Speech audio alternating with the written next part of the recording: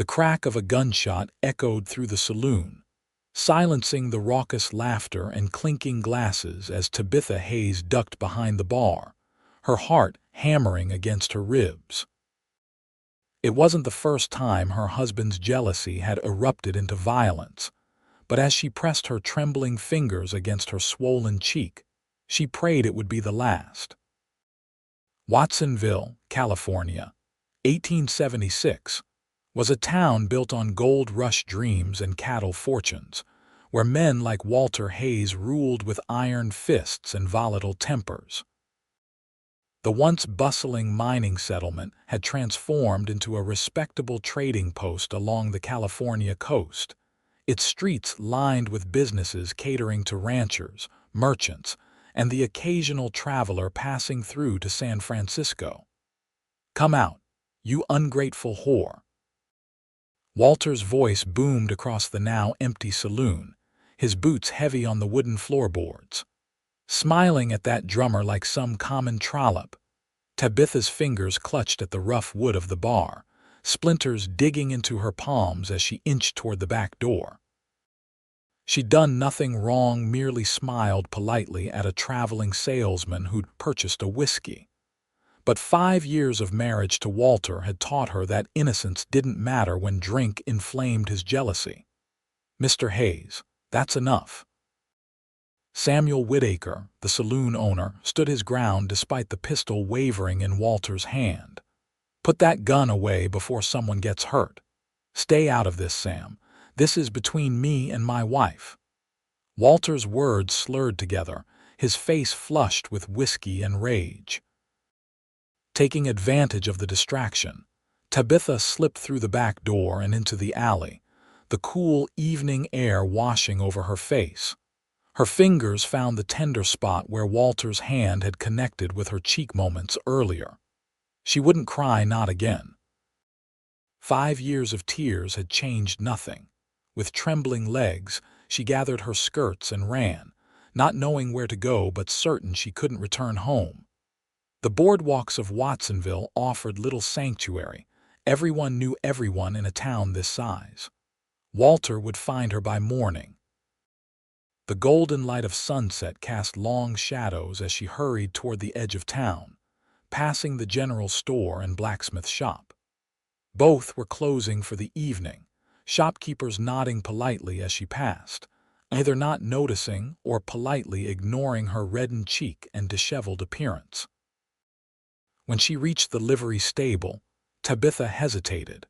She had no money, no horse, nowhere to go.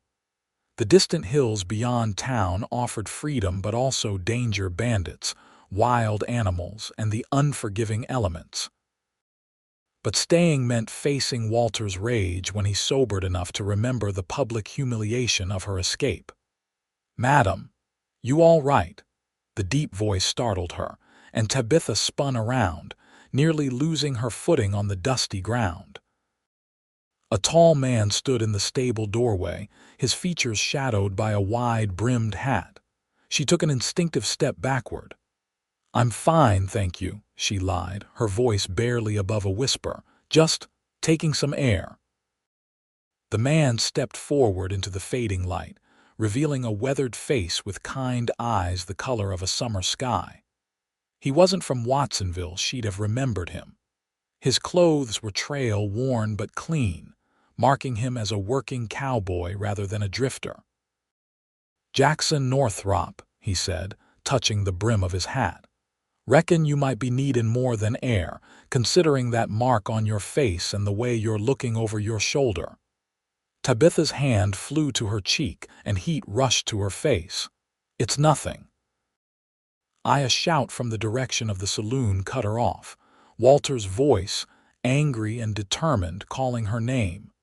"That nothing seems to be heading this way," Jackson observed, his expression darkening. He glanced at the stable behind him, then back to Tabitha. "Got somewhere safe to go?" She shook her head, fighting back the tears that threatened to spill. "No, he'll calm down by morning." Jackson's jaw tightened, and he seemed to be weighing something in his mind. "I've got a camp set up outside town, delivering some horses to the Morrison Ranch tomorrow. You're welcome to rest there till morning if you've a mind to." Tabitha hesitated. Accepting help from a stranger carried its own risks, but the approaching shouts made her decision simple. "Thank you, Mr. Northrop." "Call me Jack," he said, disappearing into the stable and returning moments later with a sorrel mare. "Can you ride?" "Yes." He helped her mount, then swung up behind her, keeping a respectful distance as they rode out of town along the South Trail. Tabitha felt eyes watching from windows and doorways, knowing rumors would fly through Watsonville by sunrise. She'd deal with that tomorrow. Tonight, she needed safety. Jack's camp was modest but well-ordered: a small fire, a bedroll, and a coffee pot suspended over the flames. 2 other horses were picketed nearby, fine-looking animals with the clean lines of quality stock. "You're a horse trader?" Tabitha asked as he helped her dismount. "Horse trainer, mostly. Work for the Double B Ranch up north, delivering these 3 to the Morrison spread." He gestured to a fallen log near the fire. "Have a seat. Coffee's fresh." She sank down gratefully, her legs shaky from the ride and the evening's events. Jack poured coffee into a tin cup and handed it to her, then busied himself adding wood to the fire, giving her space to collect herself. "Your husband?" he asked finally, settling across the fire from her. Tabitha nodded, staring into the flames. "Walter Hayes. He owns the hardware store in town, and he makes a habit of hitting you when he drinks." There was no judgment in Jack's voice, only a quiet anger. "It wasn't always this way," she said softly, though she wasn't sure why she felt the need to explain. "When we married, he was kind, but the business struggles, and when he drinks—" She trailed off, the story too familiar to need completion. Jack nodded, understanding in his eyes. "My sister was married to a man like that. Took her 3 years to find the courage to leave." "And where is she now?" Tabitha asked, hope flickering faintly. "Running a millinery shop in Sacramento. Happier than I've seen her since she was a girl." He smiled, a genuine expression that transformed his rugged features. "There's life after men like your husband, Mrs. Hayes." "Tabitha," she corrected. "And I've thought about leaving, but where would I go? What would I do? I have no family, no skills beyond keeping house." "Everyone has skills," Jack said simply. "And the world's a lot bigger than Watsonville." They fell into silence, the crackling fire and distant coyote calls the only sounds breaking the stillness of the California night. Tabitha felt her eyelids growing heavy, the day's emotional toll catching up with her. "Take my bedroll," Jack offered, noticing her exhaustion. "I'll keep watch." Too tired to argue, Tabitha accepted his generosity. As she drifted toward sleep, wrapped in a blanket that smelled of horses and open air, she heard Jack's quiet voice. "No one deserves to live in fear, Tabitha, especially not of someone who promised to love them." The words followed her into dreams that, for once, weren't haunted by Walter's rage. Morning came with golden light filtering through the oak trees surrounding the camp. Tabitha woke disoriented, momentarily forgetting the events that had brought her to a stranger's campsite. The smell of coffee and frying bacon reminded her, and she sat up to find Jack tending a small fire, his back to her as he worked. "Good morning," she said, her voice rough with sleep. He turned, a smile crinkling the corners of his eyes. "Morning. Thought you might be hungry." Her stomach growled in response, and a flush crept up her neck. "I haven't imposed enough on your kindness. Sharing breakfast isn't an imposition," he said, handing her a plate with bacon and a thick slice of bread. "Hope you don't mind trail food. It smells wonderful." And it did better than anything she could remember eating in recent memory. Simple food, prepared without the tension that had become a constant companion at her own table. They ate in comfortable silence, Tabitha trying not to think about what waited for her in town. Walter would be sober by now, perhaps remorseful as he sometimes was after his outbursts, or cold with lingering anger. Either way, returning meant stepping back into a life she increasingly recognized as unbearable. "What will you do?" Jack asked, as if reading her thoughts. She set her empty plate aside, twisting her wedding band around her finger. "Go back, apologize for making a scene, hope he's in a forgiving mood." Jack's expression darkened. "And if he's not, then I'll be more careful next time." The words sounded hollow even to her own ears. "Or," Jack said carefully, "you could leave, start fresh somewhere else." Tabitha laughed, a brittle sound with no humor in it. "With what? I have no money of my own. The store and house are in Walter's name. Do you have friends, anyone who might help?" She thought of Martha Wilson, the dressmaker who had offered her a place to stay last winter when Walter had locked her out during a rainstorm. Or Dr. Simmons, who had treated her accidents with kind silence and concerned eyes. "Perhaps," she admitted, "but Walter has influence in town. People depend on his business." Jack stared into the fire, his expression unreadable. "I'll be in Watsonville for 2 more days, settling accounts with Morrison. If you decide you want a fresh start, I could help you get to Sacramento. My sister would put you up until you found your feet." Tabitha's heart skipped at the offer. A stranger offering escape with no expectation of repayment. It seemed too good to be true, and in her experience, such things usually were. "Why would you do that for someone you don't know?" she asked, wariness tempering her hope. "Because my sister once needed the same help and got it from a stranger," he said simply. "And because no one should have to smile at a man through fear." His words struck her like a physical blow. How many times had she forced a smile for Walter in public, knowing what would follow if she didn't maintain the illusion of a happy marriage? How many lies had she told to neighbors about bruises and cuts? "I should get back," she said finally, rising to her feet. "Thank you for your kindness, Mr. Northrop." "Jack," he nodded, accepting her decision without argument. "The offer stands. I'm staying at the Walker boarding house if you change your mind." The ride back to town was quiet, the morning sun warming Tabitha's shoulders as she considered Jack's offer. Freedom beckoned, but fear held her back, fear of the unknown, of failure, of Walter's retribution if he found her. By the time they reached the outskirts of Watsonville, she had convinced herself that endurance was the safer choice. Jack left her a block from her home, touching his hat in farewell. "Remember what I said, Mrs. Hayes. No one deserves to live in fear." She watched him ride toward the livery, a tall figure silhouetted against the morning sky, before squaring her shoulders and walking toward the house she shared with Walter. The familiar dread settled in her stomach as she approached the white picket fence and neatly painted door, a perfect facade for the misery within. Walter was waiting in the parlor, sober and coldly furious. The moment the door closed behind her, his control snapped. "Where were you?"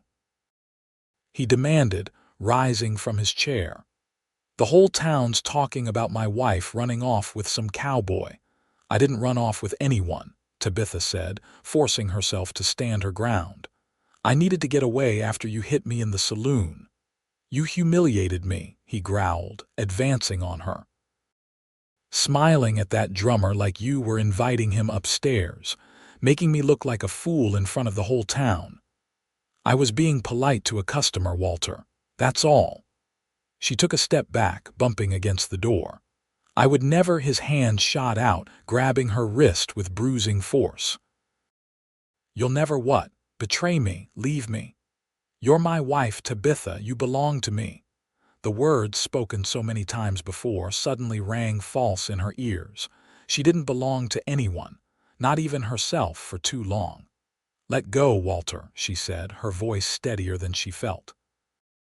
"You're hurting me." "I'll show you hurt if you ever embarrass me like that again," he hissed, his face inches from hers. "Where did you spend the night?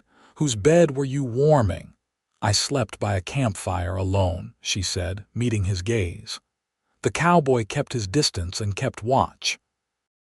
He was a gentleman, which is more than I can say for my husband. Walter's face contorted with rage. His free hand came up and Tabitha flinched, anticipating the blow. But instead of striking her, he grabbed her hair, yanking her head back. You'll stay in this house until people forget your disgraceful behavior, he snarled. No more working at the saloon. No more friendly smiles for strangers. You'll be a proper wife or suffer the consequences.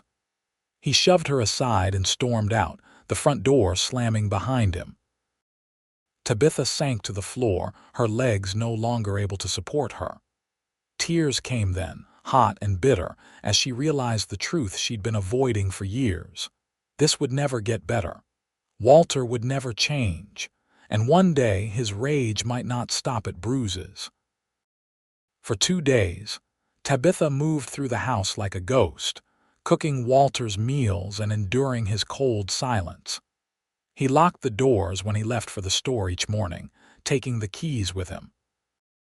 At night, he watched her with suspicious eyes, as if expecting her to vanish the moment he looked away. On the 3rd morning, as Walter prepared to leave for the day, a knock came at the front door. He opened it to find Sheriff Miller standing on the porch, his expression grave. "Morning, Walter. Need to have a word with you about a disturbance reported at the saloon the other night." Walter's shoulders tensed. "Just a misunderstanding, Sheriff. Nothing to concern yourself with. All the same, I need you to come down to the office. Won't take but a few minutes of your time." Tabitha watched from the kitchen doorway as Walter reluctantly agreed, casting a warning glance in her direction before following the sheriff. The moment they disappeared down the street, she sprang into action. Walter had been too angry to notice that the back door key was missing from his ring, slipped away by Tabitha the previous evening when he'd set his keys on the table. Now, she retrieved it from its hiding place in her sewing basket, unlocking the door with shaking hands. She didn't have much time. She grabbed a small carpet bag from the closet, stuffing it with a change of clothes, her mother's locket, and the egg money she'd hidden beneath a loose floorboard, a meager sum, but enough for a stagecoach ticket if necessary. The walk to the Walker boarding house seemed to take an eternity, each step weighted with fear that Walter would appear around a corner or someone would stop her with questions. But the streets were quiet in the mid-morning lull, most townspeople occupied with their daily work. "Mrs. Walker answered her knock, eyebrows rising in surprise at the sight of Tabitha on her doorstep, carpet bag in hand. "Mrs. Hayes, are you looking for a room?" "I'm looking for Mr. Northrop," Tabitha said, her voice barely above a whisper. "Is he still here?" "Out back, tending to his horses," Mrs. Walker said, her eyes taking in Tabitha's nervous demeanor and the bag clutched in her white-knuckled grip. Understanding dawned in the older woman's eyes. "Through the kitchen and out the back door, dear." "Thank you," Tabitha murmured, slipping past her into the house. She found Jack by the small stable behind the boarding house, brushing down one of his horses. He looked up at her approach, surprise giving way to a warm smile that reached his eyes. "Mrs. Hayes," he said, setting the brush aside. "I was beginning to think I wouldn't see you again." "I've decided to take you up on your offer," she said, the words tumbling out in a rush. "If it still stands." His smile widened. "It does. When would you like to leave?" "Now," Tabitha said, glancing over her shoulder. "As soon as possible. Walter's with the sheriff, but it won't take long for him to realize I'm gone." Jack nodded, all business now. "I've settled my accounts with Morrison, nothing keeping me in Watsonville." He gestured to her bag.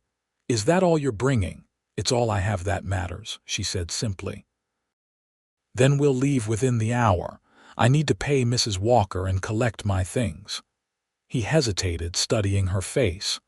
"Are you certain, Tabitha? Once we're gone, it'll be hard to come back." She thought of the house with its perfect white fence, the life she'd built thinking it was what she wanted, the man she'd once believed loved her. Then she thought of the fear, the pain, the constant walking on eggshells. "I'm certain," she said, and for the first time in years she felt the weight lift from her shoulders. "I don't want to live in fear anymore." Jack's eyes softened. "Then you won't have to."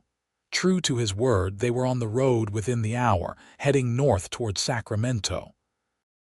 Jack had secured a small wagon for the journey, loading his saddle and gear while the horses followed behind, tethered to the back. Tabitha sat beside him on the seat, her carpet bag at her feet, watching Watsonville shrink in the distance. "He'll come after me," she said as the town disappeared behind a hill. "Walter won't let me go easily." "Let him try," Jack said, his voice calm but determined. "You're not his property, Tabitha. You're free to go where you please with whom you please." The concept was so foreign that she almost couldn't grasp it. Freedom, choice, a life without fear shadowing every moment.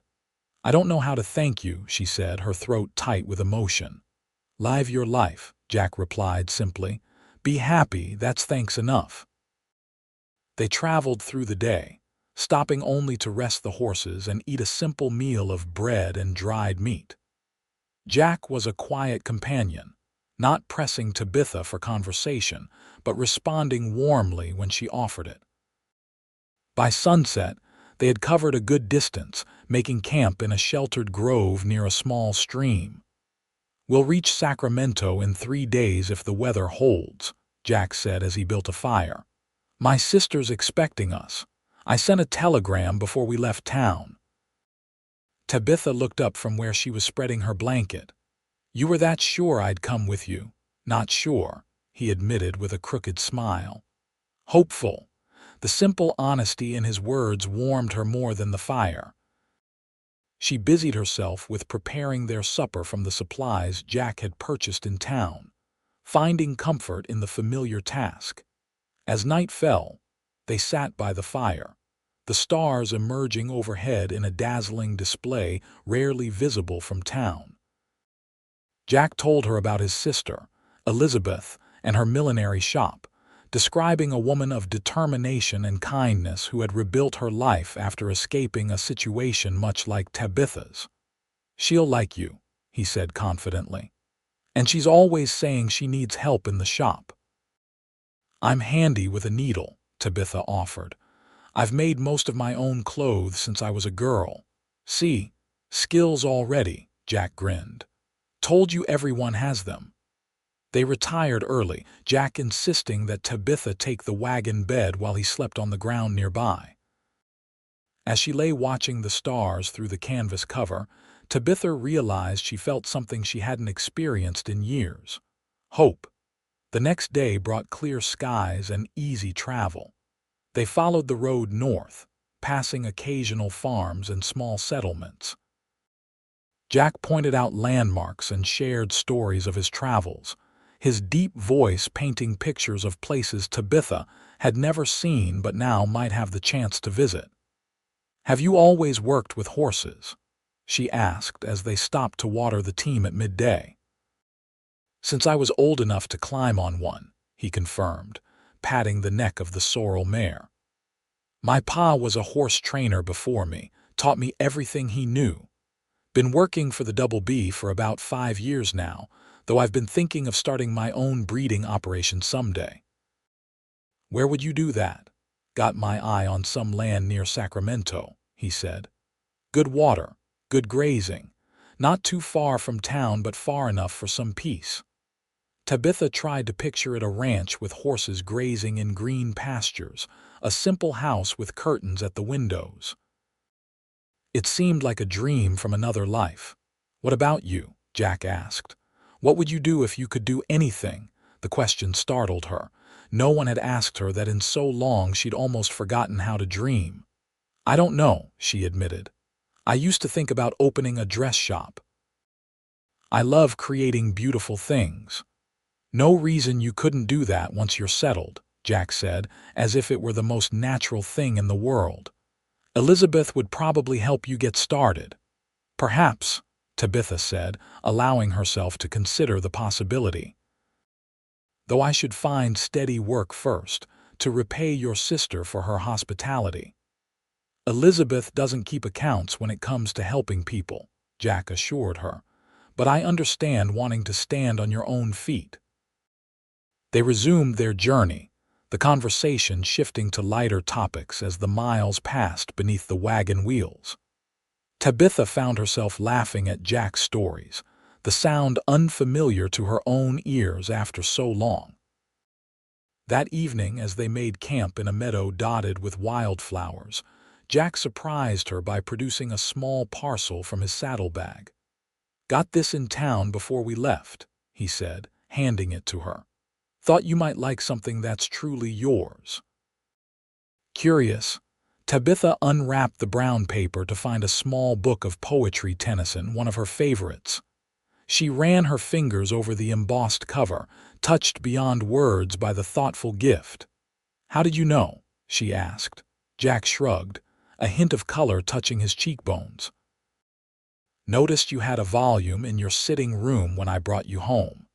Figured if your husband was the type to lock you in, you might not have been able to bring your books." The simple observation that he had noticed something about her, had thought about what might bring her comfort, brought tears to her eyes. "Thank you, Jack. It's perfect." He nodded, looking pleased but embarrassed by her emotion. "Just thought you might like something to read on the journey." That night, Tabitha read aloud from the book by firelight, her voice gaining strength as she recited the familiar verses. Jack listened attentively, his eyes reflecting the flames as he watched her from across the fire. For the first time in years, she felt seen not as Walter's wife or as a possession, but as herself.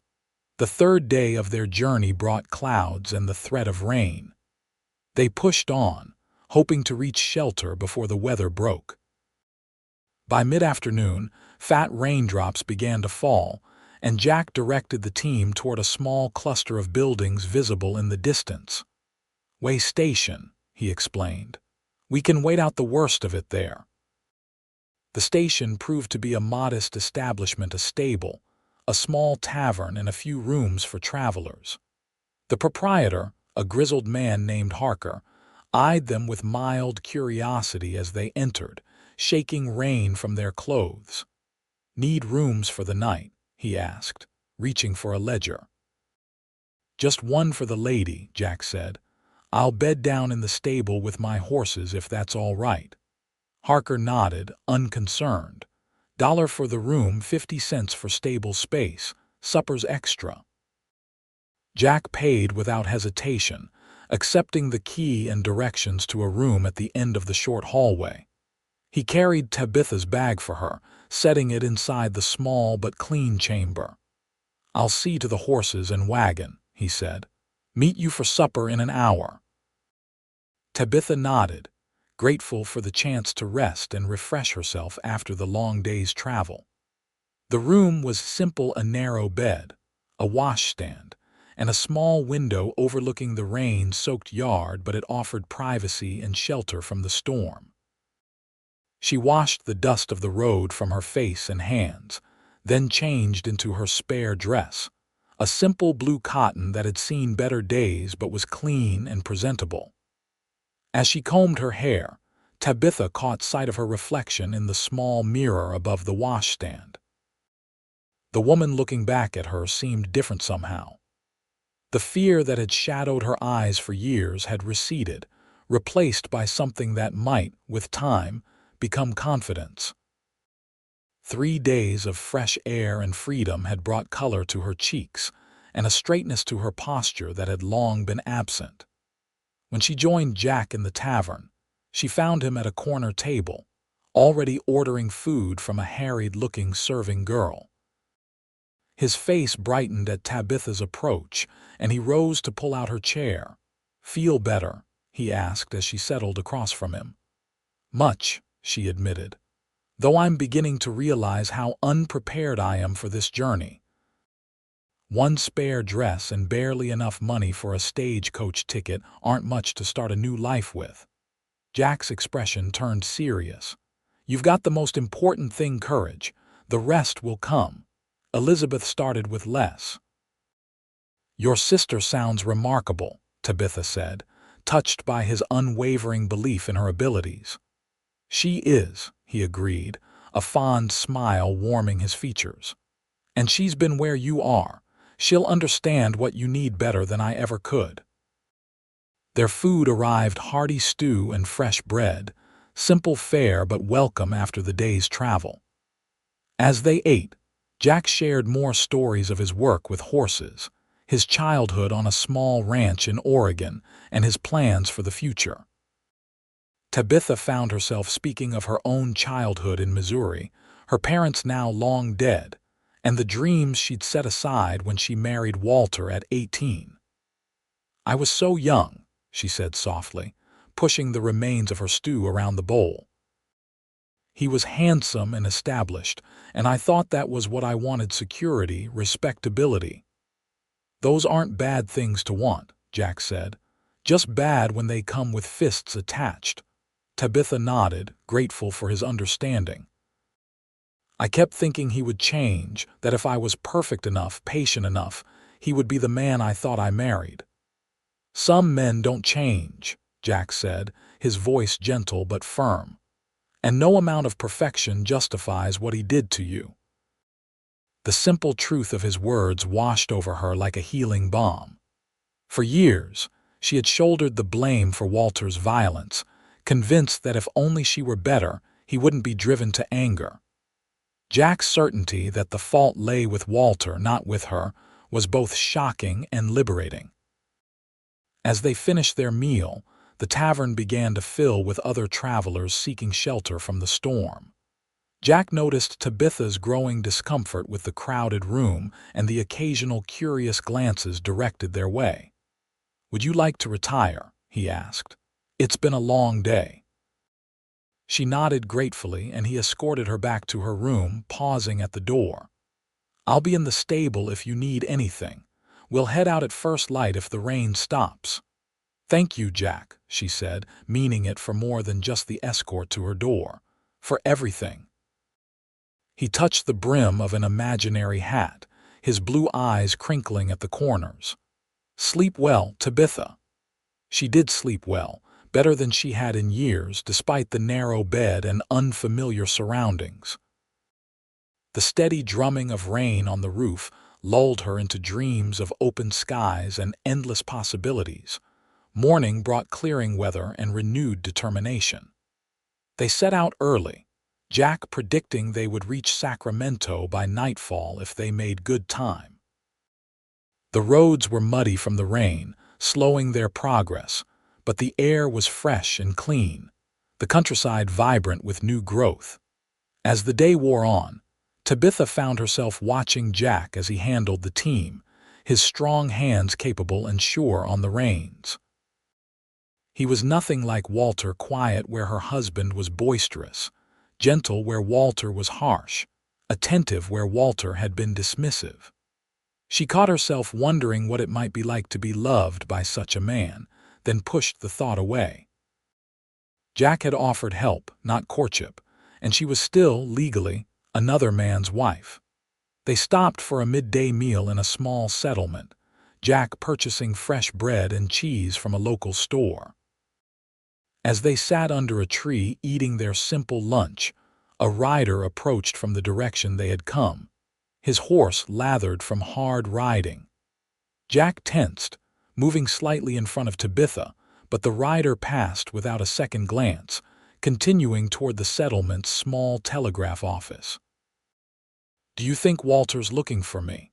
Tabitha asked, voicing the fear that had lingered at the edge of her mind throughout their journey. "Likely," Jack admitted, no point in lying.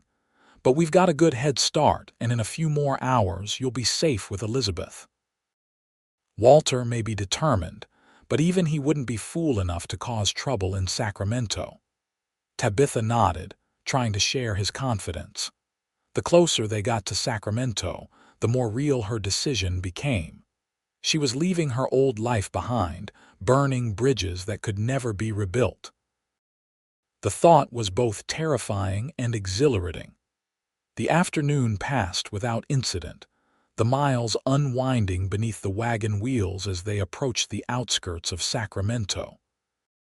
The city revealed itself gradually, first scattered farms, then more densely packed buildings, and finally the ordered streets and substantial structures of California's capital. Elizabeth Northrop's millinery shop was located on a respectable street near the heart of the city, the display window showcasing hats of elegant design.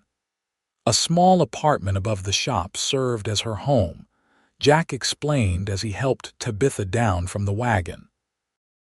The woman who greeted them at the door was unmistakably Jack's sister, the same blue eyes and strong features, softened in her case by a feminine grace.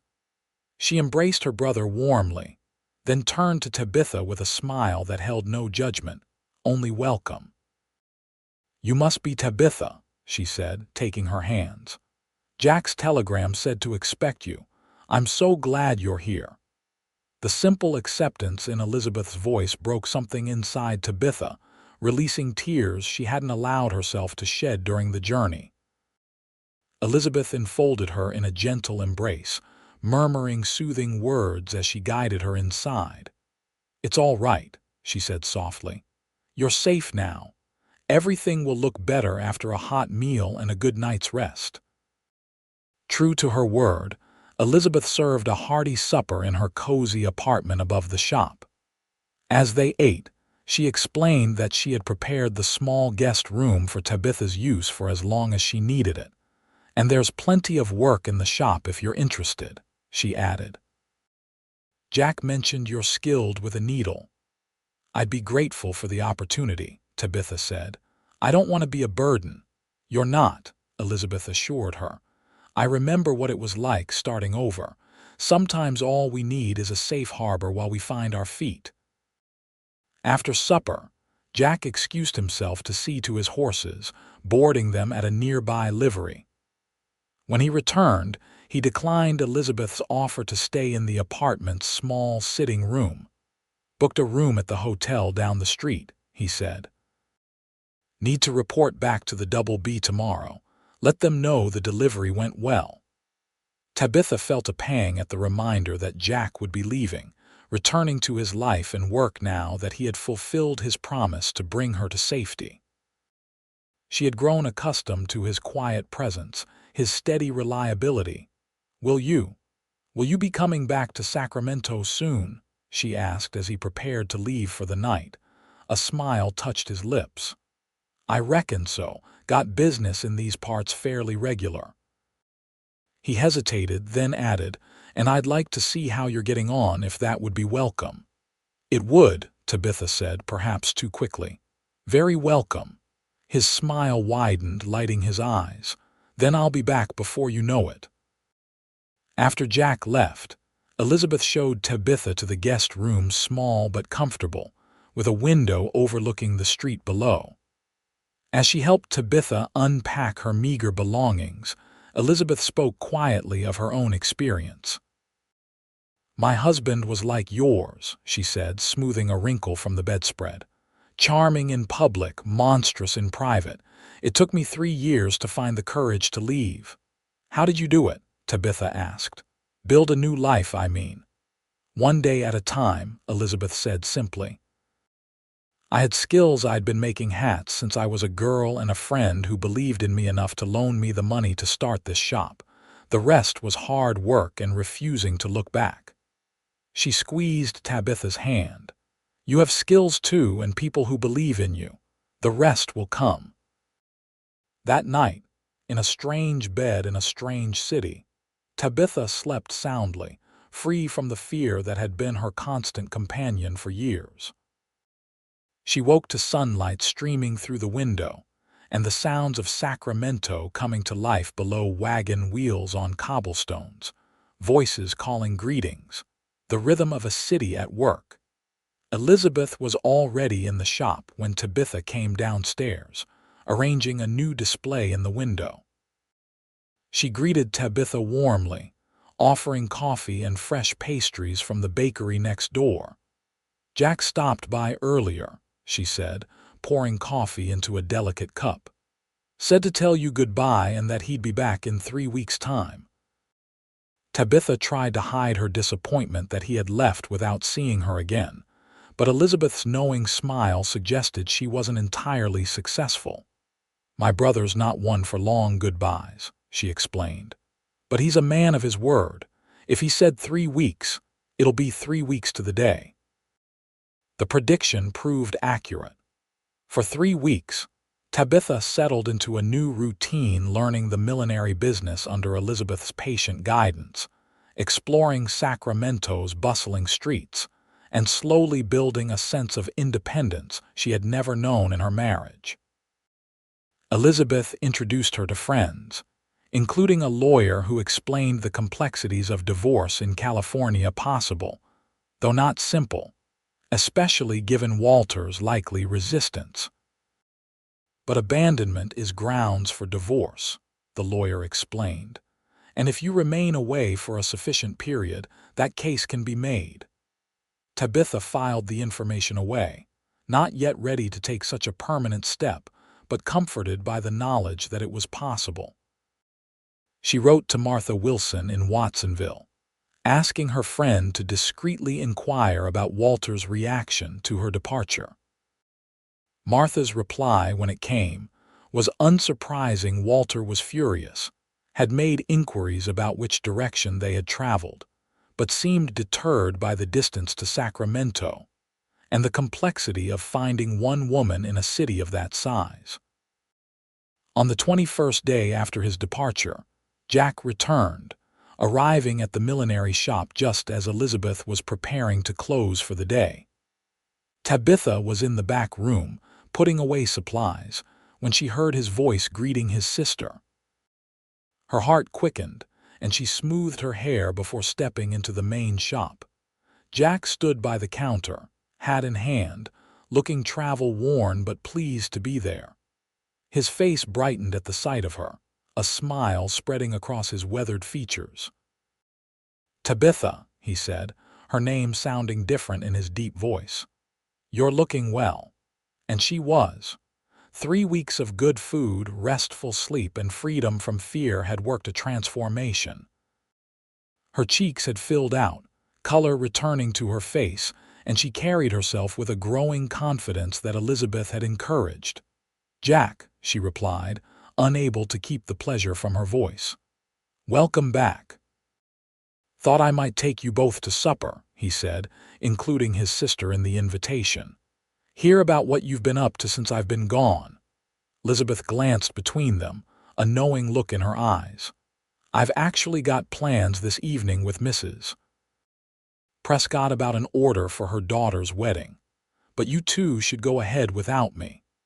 Jack didn't seem disappointed by this development, and Tabitha found herself both nervous and excited at the prospect of an evening in his company.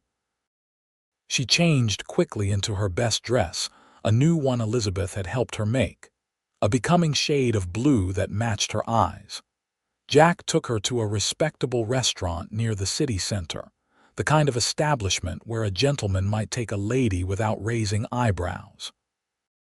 As they settled at a table by the window, Tabitha realized this was the first time she had dined in such a place without Walter, without the constant fear of saying or doing something that might trigger his temper.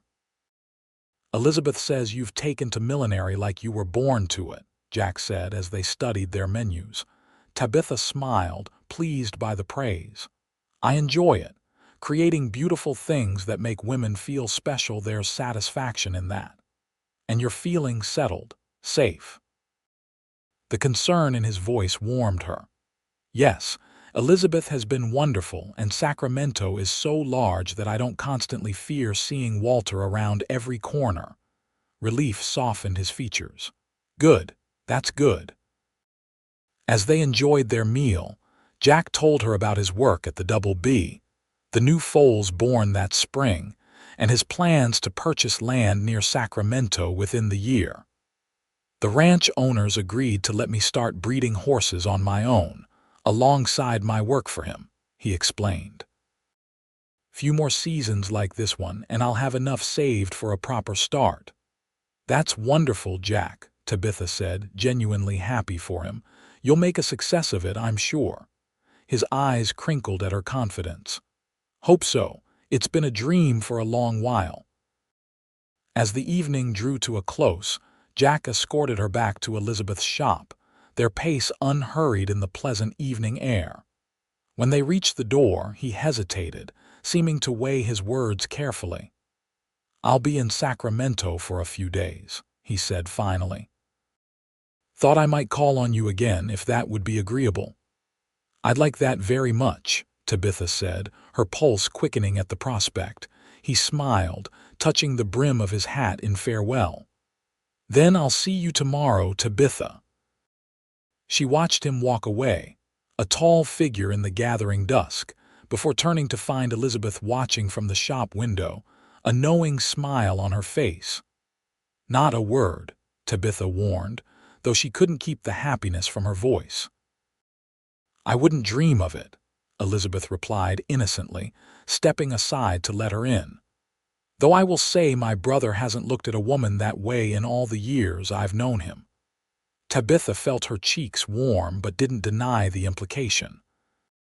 She was still legally married, still entangled in a past she needed to resolve before she could contemplate a future with anyone. But for the first time, she allowed herself to imagine what such a future might look like, a home filled with light and laughter rather than fear and pain, a partner who valued rather than controlled her. Jack was true to his word, calling on her the next day and the next.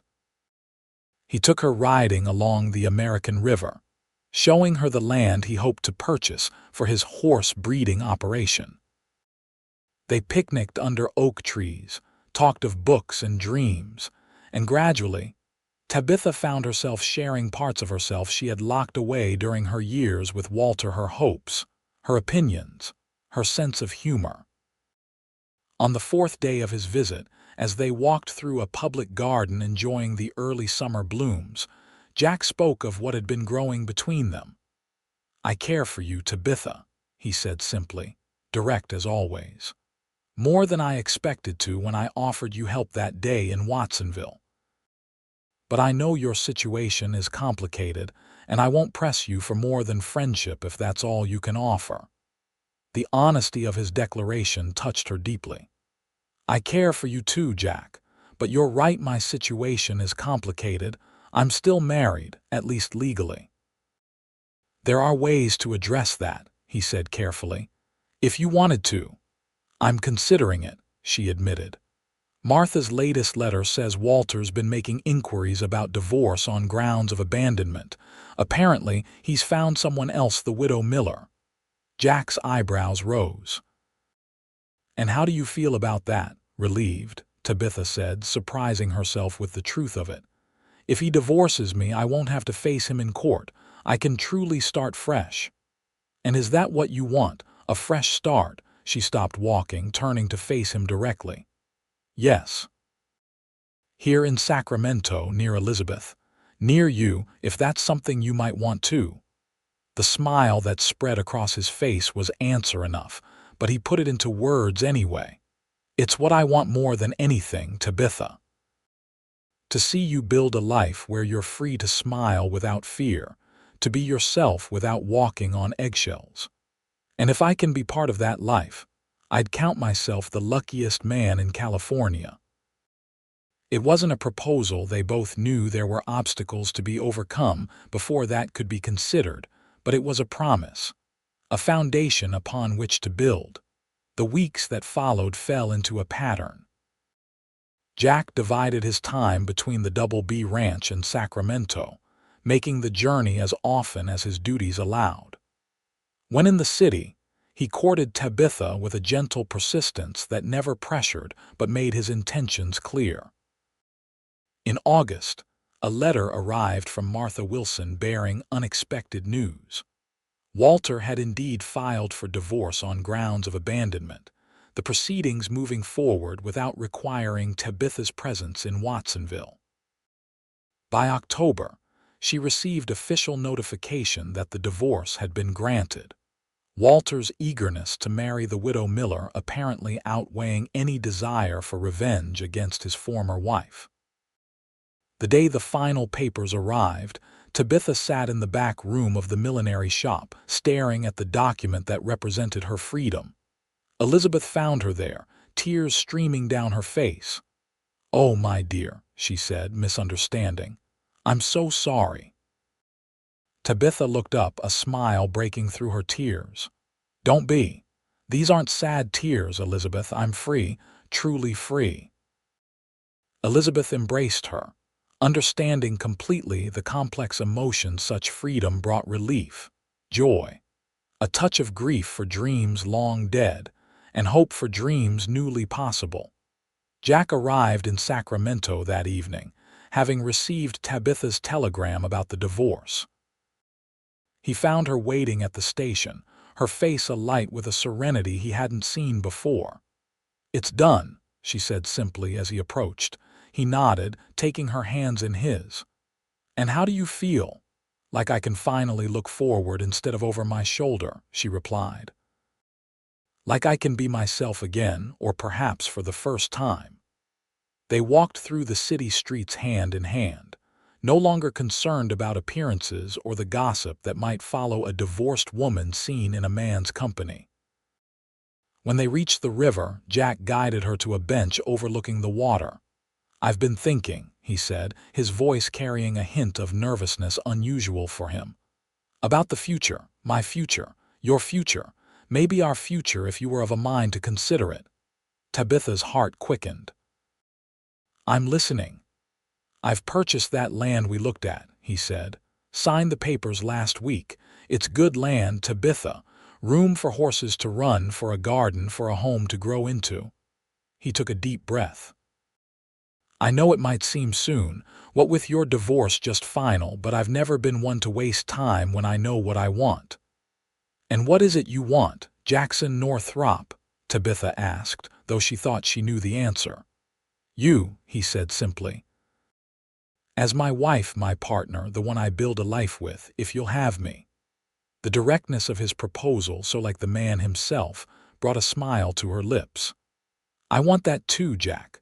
A life without fear, a home filled with love, a partner who sees me as I am and values what he sees." "Is that a yes?" he asked, hope lighting his blue eyes. "It is," Tabitha confirmed, her heart fuller than she had believed possible a year ago. "Yes, I will marry you, Jack." His kiss was gentle but carried a promise of passion, of a lifetime of being cherished rather than controlled.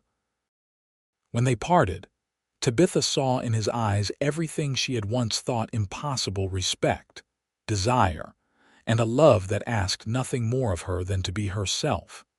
They were married in November, a small ceremony in Elizabeth's parlor with a few close friends as witnesses.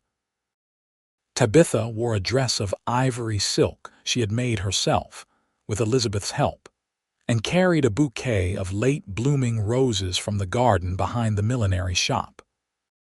Jack had prepared the ranch house with care, a modest but comfortable home that spoke of his attention to what would please her: curtains at the windows, a garden plot marked out for spring planting, bookshelves built by his own hands to hold the volumes she had begun collecting since her arrival in Sacramento. On their first evening as husband and wife, they sat on the porch of their new home, watching the sunset paint the sky in shades of gold and crimson. Jack's arm around her shoulders was a comfort, not a constraint, his presence a joy rather than a source of anxiety. "Happy?" he asked, pressing a kiss to her temple. "More than I knew was possible," Tabitha replied honestly. "Every day with you I feel more like myself, the self I was meant to be." Jack smiled, understanding in his eyes. "That's all I've wanted since that day in Watsonville, to see you smile without fear shadowing your eyes." And she did smile, freely and often, in the days and years that followed. The ranch prospered under their joint care. Jack's skill with horses matched by Tabitha's talent for management, and her growing expertise in designing riding habits for the ladies of Sacramento society.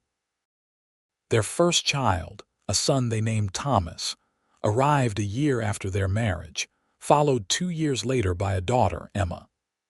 The children grew strong and confident, never knowing a home where voices were raised in anger or where love came with conditions attached. On their 5th wedding anniversary, Jack presented Tabitha with a special gift, a framed sketch of their ranch house, surrounded by blooming gardens and grazing horses, with their children playing on the porch. "What's this?" she asked, touched by the thoughtfulness of the gesture. "A reminder," he said, his voice warm with love, "of what we've built together, of how far you've come from that scared woman in Watsonville who couldn't smile without fear." Tabitha set the drawing aside and wrapped her arms around her husband's neck. "I haven't been that woman for a long time, thanks to you." "Not thanks to me," Jack corrected gently. "You found your own courage, Tabitha. I just offered a hand when you needed one." "And that made all the difference," she said, rising on tiptoe to kiss him. "You showed me what love truly looks like, not possession or control, but freedom and support." As the years passed, the memory of Walter Hayes and her life in Watsonville faded, becoming nothing more than a distant chapter in a story that had taken a far happier turn. Occasionally, travelers from that region would bring news. Walter had prospered with his new wife, had 3 children now, was respected in the community despite whispers about his temper. Such news no longer touched Tabitha with fear or regret. She had built a new life, one filled with purpose and joy, surrounded by people who valued her for herself. The woman who had fled in fear had become a woman of confidence and strength, a loving wife, a devoted mother, a successful businesswoman in her own right. And every day, she smiled at her husband, at her children, at the life they had created together without a shadow of fear in her heart. On their 20th anniversary, as they sat on the same porch where they had watched that first sunset as husband and wife, Jack took her hand, his touch as gentle as it had been from the beginning. "You ever regret it?" he asked. "Leaving everything behind that day in Watsonville?" Tabitha looked out over their land, the stables where Jack's prized horses now fetched top prices from buyers across the state, the expanded house that had grown with their family, the garden that bloomed with her careful tending. "Not for a moment," she said with absolute certainty. "I left nothing of value behind except fear, and what I found was beyond anything I could have imagined." Jack smiled, the lines around his eyes deepening with the expression that had first given her hope all those years ago. "I promised you a life where you could smile without fear," he said. "Have I kept that promise?" In answer, Tabitha leaned into his embrace, her smile as free and joyful as the woman she had become. "Every single day, my love, every single day." And in that moment, as the California sun sank toward the horizon, painting their world in golden light, Tabitha Hayes Northrop knew she had found not just safety or freedom, but the greatest gift of all, a love that had healed old wounds, a love that had taught her to smile again, a love that would sustain them through all the days to come.